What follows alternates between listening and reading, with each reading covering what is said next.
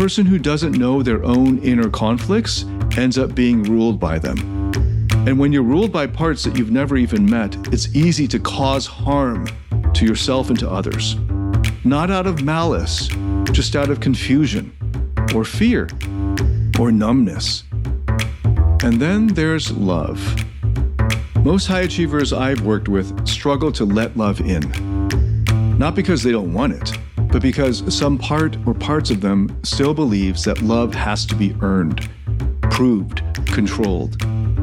But true love, real love, doesn't work that way. Welcome to Beyond Success, the podcast for high achievers seeking deeper meaning, fulfillment, and purpose. Now, here's your host, world-renowned leadership coach and therapist, David Tian, PhD. I had a client, let's call him Alex. Early 40s, finance exec. He had the penthouse, Rolex, first class everything. Married a woman who looked like she stepped out of a Vogue cover shoot. Built like a man who knew his macros and trained 5 times a week. On paper, he'd made it, sure. But he couldn't sleep. Not just from stress, not from excitement. It was this dull ache, this restlessness, like his soul had gone quiet and was just watching the rest of his life happen from behind a window. He told me one session, I lie next to my wife, and even when she's holding me, I still feel completely alone. It wasn't the kind of thing he said out loud often, because to most of the world, he was supposed to be happy. Gratitude journal, mindfulness app, charity gala twice a year, green smoothies every morning. He should feel good, he thought. But he didn't. Here's the thing, Alex is actually far from unique. I've coached hundreds of people like him, high performers, driven, disciplined, but dead inside.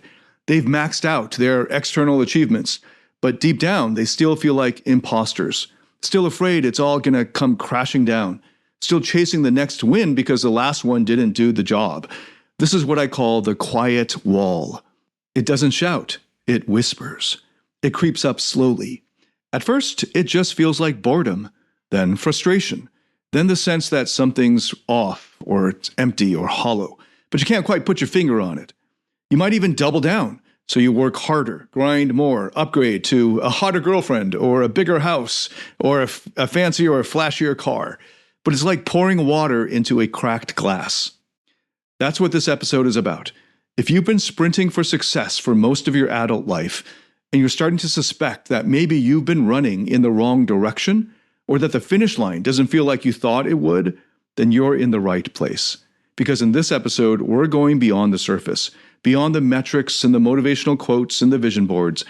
We're getting honest about what happens when success doesn't deliver the peace it promised.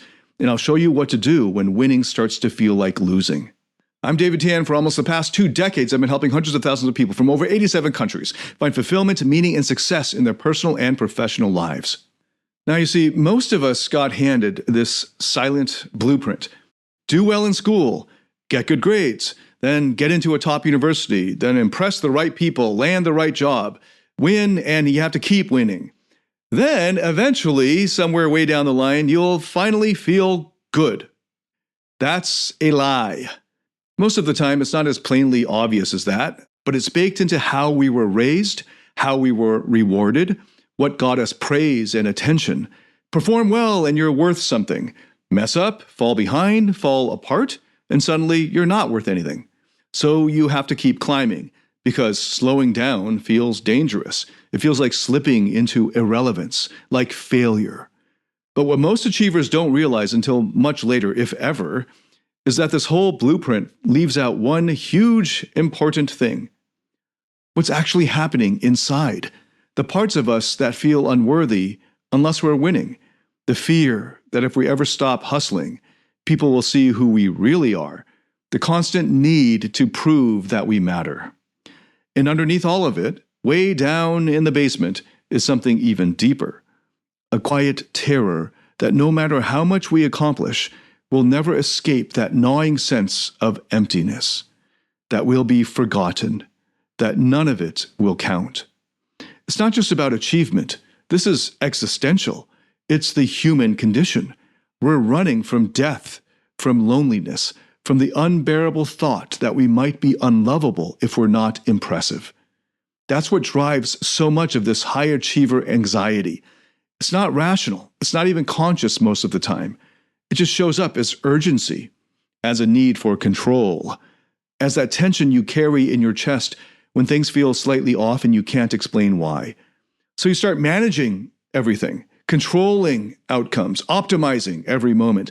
And on the outside, it looks like it works for a while, but on the inside, you're splitting apart. Because no matter how much you try to master your environment or the world or your universe, you can't outrun the fear that's sitting inside you. The more control you grab for out there, the less connection you feel in here. And eventually that gap widens so much that you stop recognizing yourself in the mirror. That's the pattern. And if you've been living it, it's not because you're broken. You just inherited a map that left out the most important territory, your inner world. We like to tell ourselves we're free, that we're making conscious choices, that we just need more discipline, a better strategy, the right routine. But the problem is, most of us aren't one single self making clear, logical decisions. We're more like a committee, and that committee doesn't always agree. Most of the time, it doesn't. One part of you wants connection, wants to be deeply seen, known, even loved.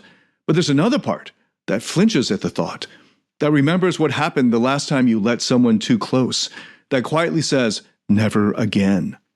Or maybe one part craves rest, sleep, stillness, a few days with nothing on the calendar. But another part kicks in and says, nope, that's weak, that's lazy, that's how people fall behind. You might have a part that's desperate to be accepted, that's scanning constantly for approval, reading the room, performing without even realizing it. And another part that hates how fake that feels, that wants to burn the whole thing down and disappear into the woods. This is the real conflict, not out there, but inside here. And when those parts pull in different directions, the result looks like sabotage. You say you want love, but push people away. You say you want peace, but fill your days with noise. You set the goal, then ghost yourself on the way there. But none of these parts are trying to ruin your life. They're simply protecting you. Each one carries its own inner logic, its own history, its own fear. Most of them formed years ago, long before you had any say in the matter. So before we can talk about growth or healing or transformation, we have to start with this. Real, true freedom only happens when the parts inside you stop fighting each other. And that means listening, not overpowering. Integration gets thrown around a lot in social media these days. In self-help circles, integration usually means something like balance or alignment or some vague sense of like being whole. And that sounds nice and all, but let's get more precise. When I talk about integration, I mean it in the original therapeutic sense. Carl Jung, internal family systems therapy, real psychological work and research, not affirmation memes or manifesting good vibes. Integration means turning towards the parts of yourself that you've been ignoring or disowning or judging or trying to outrun or exile, and inviting them back into relationship with you and with each other. It doesn't mean fixing them.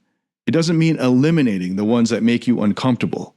And it definitely does not mean becoming a different person. It means becoming more of your true self, more access to your full range, more emotional bandwidth, more clarity about what actually drives your decisions. When the high achiever part gets to lay down its armor, when the people pleaser doesn't have to hustle for love anymore, when the critic part steps aside for a moment and you realize it was just scared all along, that's when something authentic starts to shift in a big way. This is the work I've spent the past decade developing, blending IFS therapy, Jungian psychology, high-performance coaching, timeless wisdom from East and West, and through all of that, I created a process I now call the mirror method. It's made up of 4 stages: reflect, reveal, relate, reclaim. 4 R's. In reflect, we slow down long enough to even notice the parts of us that are running the show, the ones making all the noise, the ones trying to protect us by staying busy or staying guarded or staying perfect. In reveal, we start to get honest about where those parts come from, what they've been carrying, what they're afraid of, what they really want. Then, thirdly, comes relate. And this is where things usually get a lot tougher, because now, instead of trying to silence or override those parts, we start building relationships with them.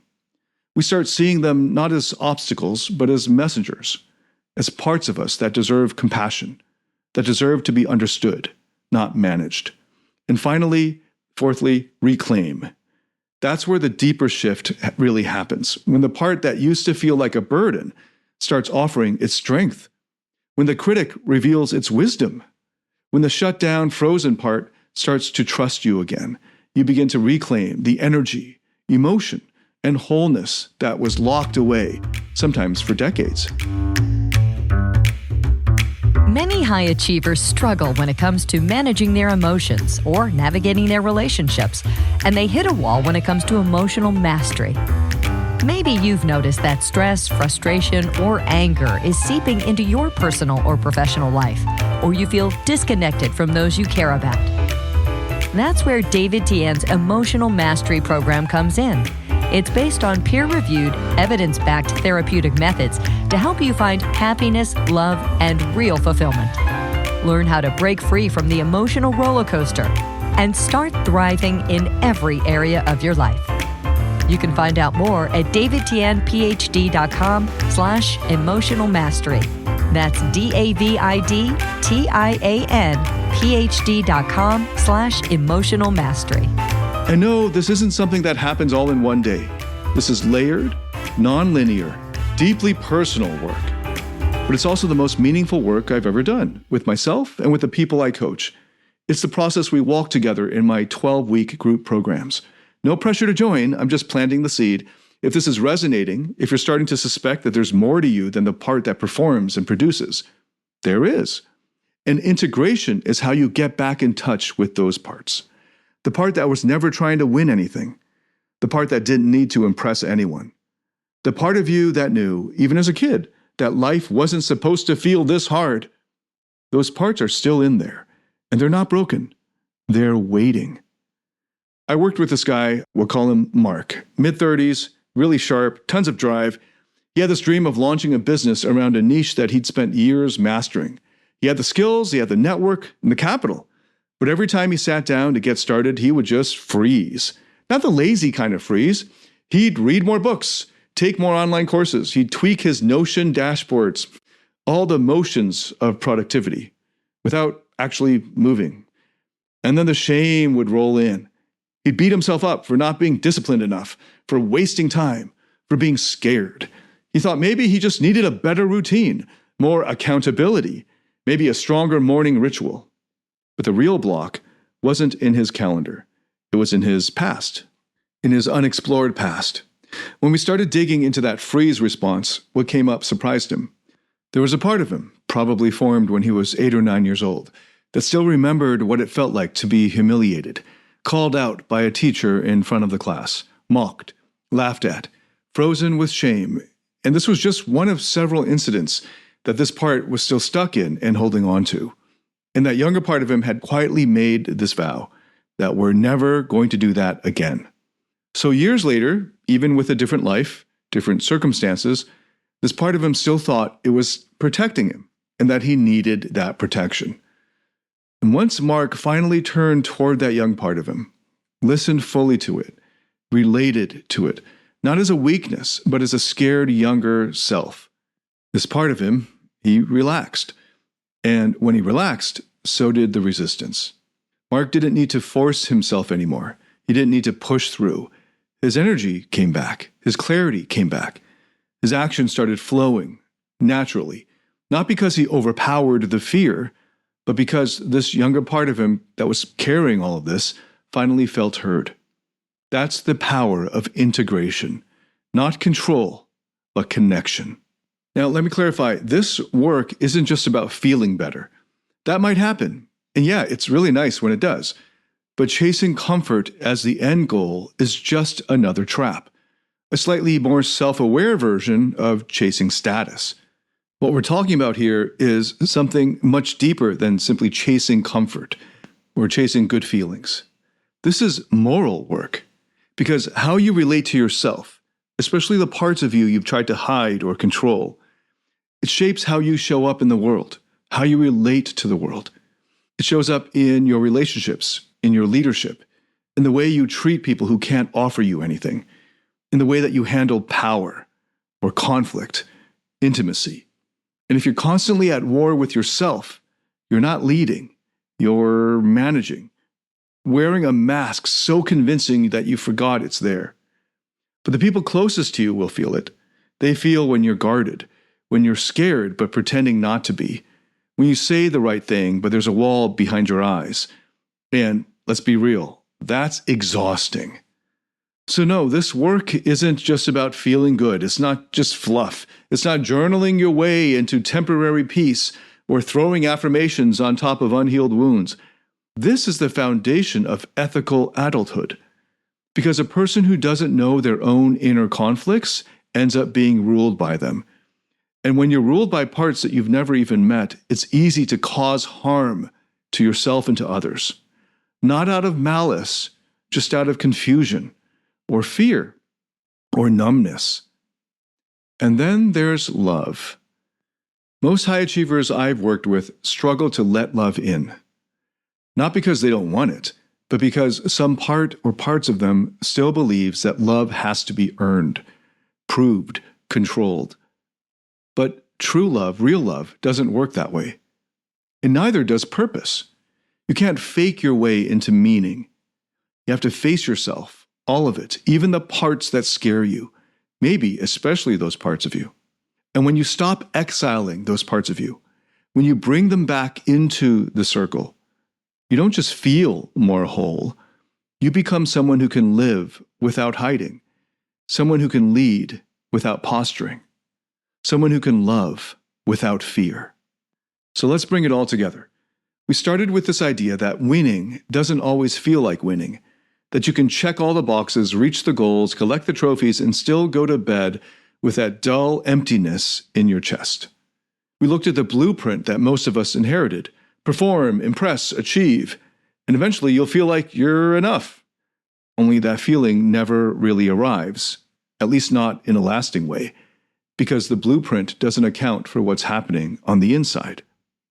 Then we dug into the inner war, the parts of you that want different things, that sabotage your momentum, not because they're broken, but because they're trying to protect you. We explored what integration actually means, not pushing harder, not pretending the parts of you that feel fear or doubt don't exist, but turning toward them, listening, building trust inside yourself instead of constantly trying to prove something to the outside world. And then we zoomed out even further, looked at this through a moral lens, because the stakes here aren't just about your own peace of mind. They're about the kind of person you're becoming, the kind of relationships you're capable of, the kind of leader that people can actually trust, not just follow out of fear. And now we're here. Here's the thing. None of this works if it just stays as an idea. I've worked with people who nodded along, who read all the books, who could talk about inner parts and trauma and vulnerability like they were professionals, but still kept living from fear. I've worked with others, less polished, less self-aware, who had the courage to stop running, to sit with the parts of them that felt unworthy, to listen to themselves instead of override. And that's when everything opened up and shifted for them. So you've got a choice. You can keep operating from the same old map, keep managing your image, your metrics, your mood, and hope that eventually it feels like enough. Or you can start doing the deeper work, not to become someone new, but to come home to who you've actually truly been all along. Before we wrap, I want to leave you with a question. What part of you keeps trying harder? Pushing, proving, hustling for something that still feels just out of reach? And what part of you feels like giving up? Tired, disconnected, quietly wondering if it's even worth it anymore? Those parts actually aren't enemies. They're not broken, and they're not weaknesses. They're waiting for you to turn toward them, not with judgment, not with strategy, just with presence. This is the deep work. And if any part of you is ready to explore it more deeply, with support, structure, and real guidance, this is the path we walk together in my 12-week group coaching programs. No pressure, just a reminder that you don't have to keep doing this alone. Until next time, thanks so much for listening. I look forward to welcoming you to the next episode If this has helped you at all, please share it with anyone else that you think could benefit from it. If you liked it, hit a like or give it a good rating on whatever platform you're listening to this on. If you have any feedback whatsoever, leave a comment or send me a message. I'd love to get your feedback. Again, I look forward to welcoming you to the next episode. Until then, David Tien, signing out.